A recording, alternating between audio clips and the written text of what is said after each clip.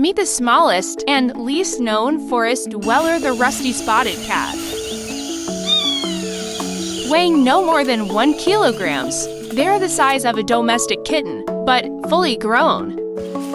They roam the forests of India and Sri Lanka, hiding among dense foliage.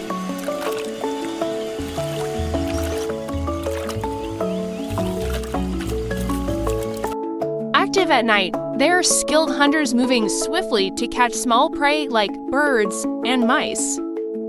Unfortunately, habitat loss and illegal hunting threaten their existence in the wild.